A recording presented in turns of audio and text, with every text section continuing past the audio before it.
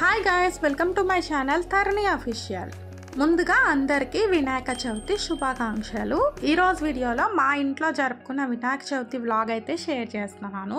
మన హిందూ సాంప్రదాయం ప్రకారం ఏ పూజ చేసుకున్నా మెయిన్గా వాకిట్లో ముగ్గు అనేది ఇంపార్టెంట్ కాబట్టి నేనైతే ఇలా కలర్స్తో ముగ్గు అయితే వేశాను. అండ్ ఇంకొకటి ఏంటంటే గడపకి పసుపు కుంకుమతోని మనము ఇలాగ బొట్లు అయితే పెట్టాలి. ఇదైతే ఖచ్చితంగా పెట్టాలి. అండ్ ఇంకొకటి ఏంటంటే మనం ఎక్కడైతే పూజ చేసుకుంటామో అక్కడ కూడా పసుపు కుంకుమతో వేసి ఇలా ముగ్గులు వేయాలి. మా దేవుడి గదికి కింద మెజర్మెంట్స్తో నేను ఇలాగా పైప్తో స్టాండ్ అండ్ ఇలా పూలతో డెకరేషన్ చేశాను. ఈ వీడియో ఆల్రెడీ నా ఛానల్లో పెట్టాను, ఒకసారి చెక్ చేయండి. ఆ వీడియో లింక్ అయితే నేను డిస్క్రిప్షన్లో ఇస్తాను, చూసేయండి. ఈ మట్టి గణపతిని పూజించాం. మా పూజలో మట్టి గణపతిని ఇలా తయారు చేయించామన్నమాట.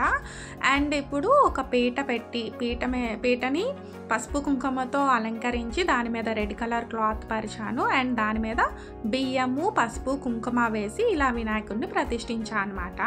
ఇప్పుడు వినాయకుడికి పత్తి మాల వేశాను అండ్ గరికమాల అండ్ వినాయకుడికి ఎంతో ఇష్టమైన లడ్డు, తాంబూలం, దక్షిణ అన్నీ కూడా అరేంజ్ చేసి ఇలా డెకరేట్ చేశాను అనమాట.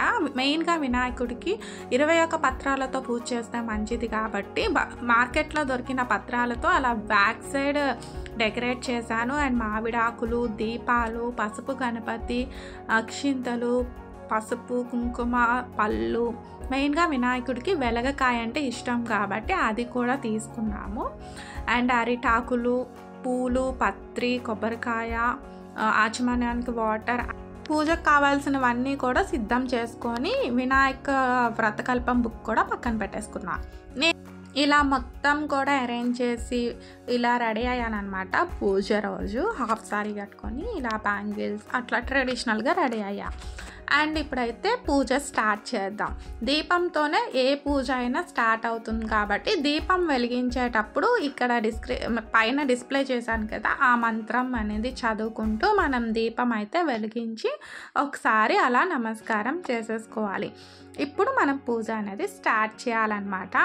మెయిన్గా దీపపు వెలుగులో మా గణపయ్య చూడండి ఎంత బాగున్నారో. మట్టి గణపతిని పూజిస్తే చాలా మంచిది, పర్యావరణాన్ని కూడా కాపాడవచ్చు. అండ్ ఇప్పుడు పసుపు గణపతికి మనం పూజ చేయాలి. ఇప్పుడైతే ఆచమన్యం చేయాలి. ఆచమన్యం చేశాక పసుపు గణపతికి మనం షోడశోపచార పూజ చేస్తాం కదా, అది చేయాలన్నమాట. అది నేను డిస్క్రిప్షన్లో పెడతాను, ఒకసారి చెక్ చేయండి. అది చూస్తూ షోడశోపచార పూజ అనేది కంప్లీట్ చేసుకోవాలి. అది అయ్యాక అక్షింతలు ఆ పసుపు గణపతి మీద వేస్తూ పూలు, అక్షింతలు, గంధం, పసుపు, కుంకుమ అన్నీ వేసి నమస్కారం చేసుకోవాలి. అండ్ ఇప్పుడు ధూపదీప నైవేద్యాలు కూడా పెట్టాలి. ధూపం, దీపం మీద అక్షింతలు వేస్తూ నైవేద్యానికి బెల్లం పెట్టానన్నమాట. ఎందుకంటే గణపతికి బెల్లం అంటే చాలా ఇష్టం. అండ్ తాంబూలం పెట్టి నీరాజనం ఇచ్చి ఒకసారి నమస్కరించుకొని మనం ఆ గరికని అక్షింతని తల మీద వేసుకోవాలి. ఇప్పుడు మనం గణపతి పూజ అయిపోయినట్టే. ఇప్పుడు మనం మెయిన్ గణపతికి మన ఇంట్లో చేసుకున్న గణపతి పూజ అనేది స్టార్ట్ చేయాలి కదా. ఇక్కడ నేను చూపిస్తున్నాను, ఆ బుక్లోనే మొత్తం ఉంటుంది. సంకల్పం మొత్తం అదంగ పూజ అన్నీ కూడాను మనము ఈ గణపతికి ఆ బుక్లో ఉన్న విధంగా మనం చేసుకోవచ్చు. ఆహ్వానం అండ్ గంధం, యజ్ఞోపవీతం, పూలు, అక్షింతలు, పసుపు, కుంకుమ అన్నిటితో కూడా మన ఈ గణపతికి భక్తితో పూజించాలన్నమాట. పూజించిన తర్వాత మనము వినాయక అష్టోత్తర శతనామావళి ఉంటుంది కదా, అదైతే చదువుకోవాలి. పసుపు కుంకుమతో పూజ చేయాలి. వినాయక అష్టోత్తర శతనామావళి చదివినప్పుడు మనం గరిక ఉంటే గరికతో చేస్తే ఇంకా చాలా మంచిది. ఎందుకంటే వినాయకుడికి చాలా ఇష్టం కాబట్టి గరికతో పూజిస్తే చాలా మంచిది. గరిక, పూలు, పత్రులు ఉంటాయి కదా, ఉసిరి పత్రి, వాటితో కూడా పూజించవచ్చు. తులసి పత్రితో కూడా పూజించవచ్చు. ఇంకా మేమైతే ఈ వినాయక అష్టోత్తర శతనామావళి పూజ అయితే ఇలా కంప్లీట్ చేసామన్నమాట. మొత్తం చదివేసుకున్నాము. పూలు, అక్షింతలు, గరిక అన్నిటితో కూడా చేసుకున్నాము. అండ్ ప్రసాదాలకి మేము పప్పుండ్లు, పాలుండలు అయితే చేస్తాం. అండ్ ఇప్పుడు అష్టోత్తర శతనామావళి అయిపోయిన తర్వాత ధూపం వెలిగించి ధూపం చూపించాలి. ధూపం అయ్యాక దీపం మీద అక్షింతలు వేస్తూ నమస్కారం చేసుకొని ఇలా కొబ్బరికాయని కొట్టి ప్రసాదం మనం ఏవైతే చేసుకున్నామో, మేమైతే పాలుండలు, పప్పుండలు, ఇలాగా పళ్ళు, దోసకాయ అండ్ కొబ్బరికాయ మొత్తం కూడా ప్రసాదం పెట్టాము. అదైతే నైవేద్యం దేవుడికి సమర్పించి తర్వాత తాంబూలం, అక్షింతలు అన్నీ వేసి నీరాజనం అయితే ఇవ్వాలి. నీరాజనం ఇచ్చిన తర్వాత ప్రదక్షిణాలు చేస్తూ మంత్రపుష్పం అన్నీ చదివేసిన తర్వాత స్వామికి భక్తితో నమస్కారం చేసుకోవాలన్నమాట. ఆత్మ ప్రదక్షిణ నమస్కారం, గుంజీలు కూడా తీయాలన్నమాట. ఎందుకంటే వినాయకుడు గుంజీలు తీస్తే చాలా ఇష్టం. ఇలా పూజ అంతా కంప్లీట్ అయ్యాక ఇప్పుడు మెయిన్గా వినాయక వ్రత కథ అనేది చదవాలి. వినాయక వ్రత కథ చదివినప్పుడు మన చేతిలో అక్షింతలు పెట్టుకొని ఆ కథని భక్తి శ్రద్ధలతో వినాలన్నమాట. చదివినా విన్నా చాలా మంచిది. ఈ వినాయక కథ అంతా కూడా కంప్లీట్ అయ్యాక ఆ అక్షింతలు ఉంటాయి కదా, ఆ అక్షింతలు వినాయకుడి మీద వేసి నమస్కారం చేసుకోవాలి. కొన్ని అక్షింతలు మన తల మీద వేసుకోవాలి. ఆ పూజ అంతా కథ అయ్యాక ఈ మంత్రం అయితే చదువుకుంటే మన పూజ అనేది కంప్లీట్ అవుతుంది.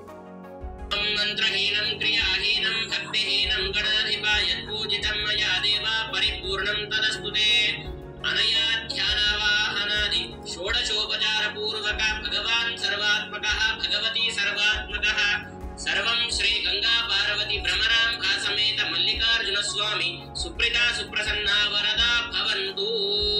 ఏతత్ఫలం శ్రీ విఘ్నేశ్వర పాదారవిందార్పణమస్తు.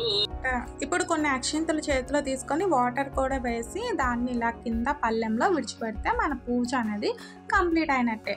మనం ఏ పూజ చేసుకున్నా పేరెంట్స్ బ్లెస్సింగ్స్ అనేది ఇంపార్టెంట్ అండి. పేరెంట్స్తోని బ్లెస్సింగ్స్ తీసుకుంటే మనకంతా మంచి జరుగుతుంది. ఫైనల్లీ మా పూజ అయితే కంప్లీట్ అయింది. మా ఇంటి గణపతి ఇలా ఉన్నారు, ఒకసారి చూసేయండి.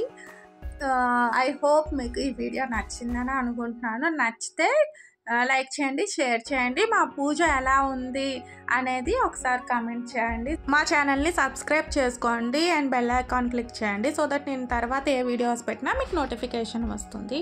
అండ్ ఇక్కడ పాల ఉండలు, పప్పు ఉండలు చేశాను కదా, పాల ఉండల రెసిపీ ఆల్రెడీ నా ఛానల్లో పెట్టానమాట. అది కార్డ్స్లో అయినా యాడ్ చేస్తాను, లేదంటే డిస్క్రిప్షన్లో యాడ్ చేస్తాను, చెక్ చేయండి. Thank you for watching this video till the end. Bye bye, take care, have a nice day.